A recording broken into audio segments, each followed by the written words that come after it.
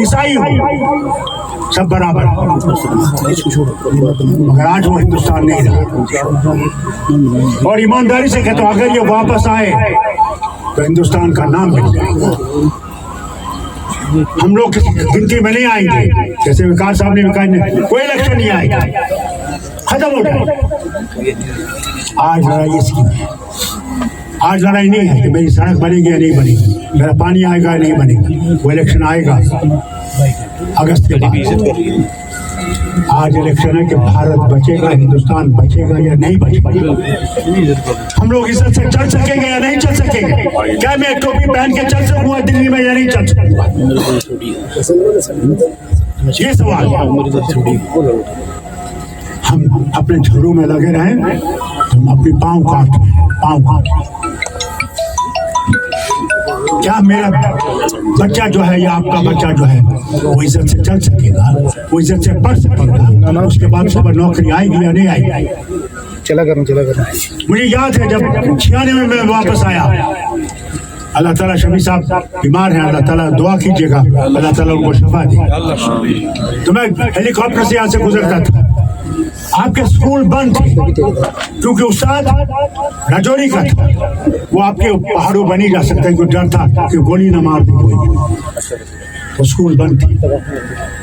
तो शफी साहब से कहता था, शफी साहब स्कूल कभी खुलेंगे? रहबर तालीम लाए।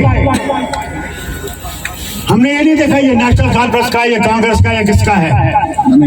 हमने कहा जो बुजुर्ग उस गांव के हैं उनसे कहिए कि हमें जो बेहतरीन आपके पास उस्ताद है उसको दीजिए जो पढ़ा सकता है बच्चों को, और आप देखते जाइए कि उस काबिल है या नहीं तो दूसरा उसको निकाल दीजिए। 5 साल के बाद वो परमानेंट टीचर हो जाएगा। 300 डॉक्टर, हकीम, वैद्य हमने लगाया। मैंने उस जमाने में 1.5 लाख से ज्यादा बच्चों को नौकरियां दी, आप जानते हैं। मुश्किल वक्त ये तो वादा कर गए 50,000 नौकरियां दी। अरे ना मुझे एक नौकरी दिखा ना तुमने दी। एक नौकरी निकली थी जम्मू में, क्या वो जम्मू के बेवकूफ थे, आपको केरला से उसे लाना पड़ा। हमारे बच्चे कहाँ जाएंगे? हमारी बच्चियां पढ़ी लिखी जैसे इन्हें पढ़वाया, कहाँ जाएंगी? सोचो।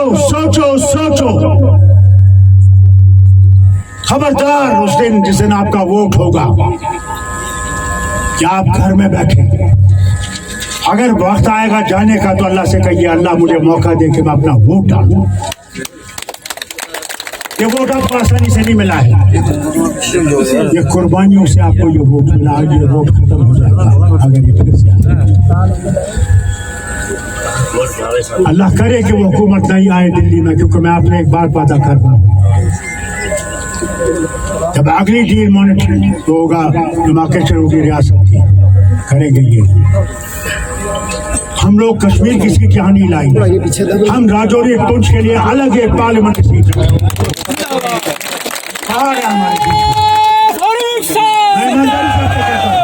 ईमानदारी से आपसे कहता हूँ। कहाँ से आपके दुख दर्द को कश्मीर से देख सकते हैं या यहाँ से देख सकते हैं? इतने अंधे थे ये बेवकूफ लोग।